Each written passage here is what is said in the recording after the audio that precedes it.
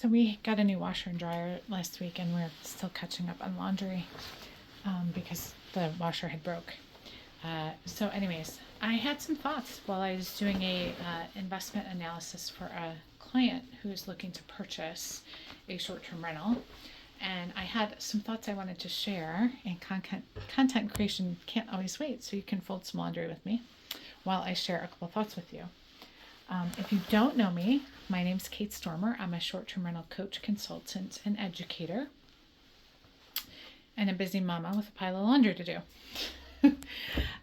So I did an investment analysis in a mountain market I hadn't previously analyzed, although it was not too far outside of a market I had analyzed not too long ago for a different client.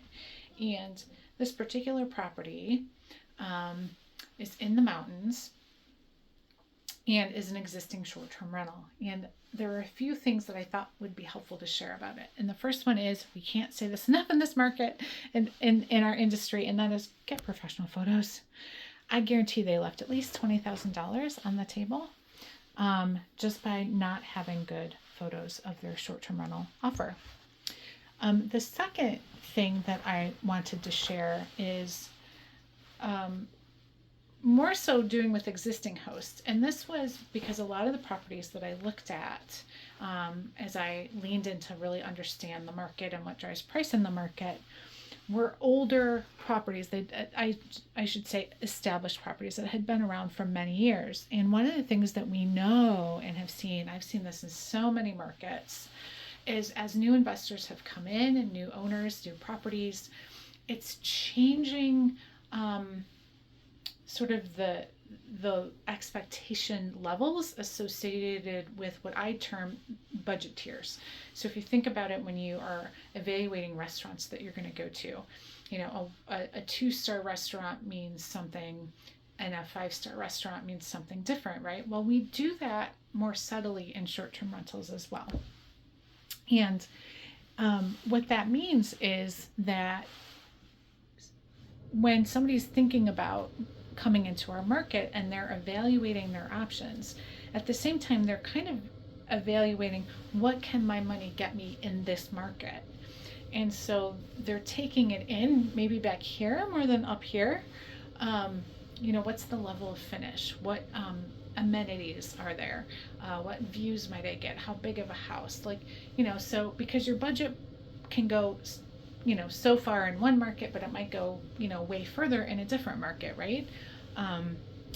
And so every market will establish that, but that can change over time, right? So in a lot of markets, with new people coming in, the decor is refreshed. It's a little bit, you know, more updated.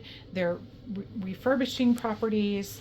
They're bringing in new furniture, you know, and I'm not saying you have to be cutting edge by any sense of the need, but it is important to take that step back. I tell all my coaching clients, like, once a year you step back and you reevaluate your market as if you're going to buy there again. And I think that's really important because you wind up leaving money on the table. If you create, if your pricing is incongruent with your offer, you know, given what else is going on in that particular market, you will, you know, you're going to turn people away from booking your property, and that will show in your overall revenue and results. So the final thing I was thinking about and wanted to share was really about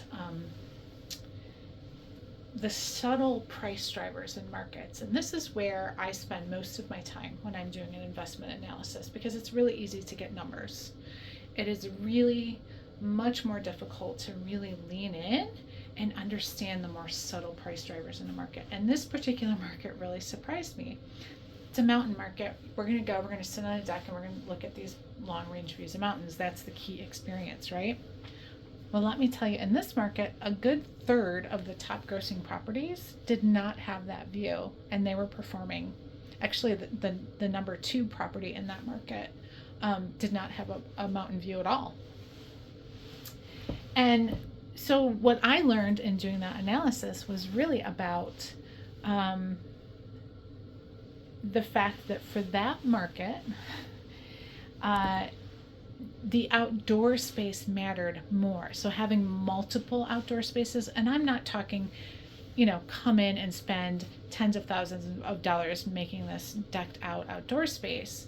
It was just, you have some nice polywood furniture, lots of spaces to relax, maybe a screen porch, maybe, an outdoor fire pit area, maybe another area, that people could really see themselves in this market having multiple places that they could gather and congregate and spend time together. And I hadn't seen that in any other mountain market that I've looked at, where you could bring in as much money without having that view.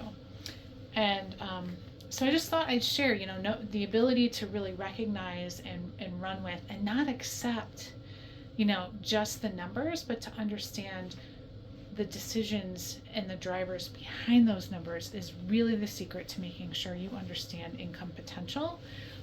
Whether that's to optimize your listing or whether that's to make an investment decision, it's kind of the same thing. So thanks for folding laundry with me. If you would like some help understanding income potential on an investment, or even your owned property, and you'd like to know how to optimize, I certainly would be happy to help you when I'm finished with the laundry. You can check me out at the CEO Host, and follow me on social, check out my website, and anyone who wants to pop on a call for 20 minutes, I'm happy to pop on a call with you. Just find the link on my website, and happy to chat. Thanks for hanging out with me.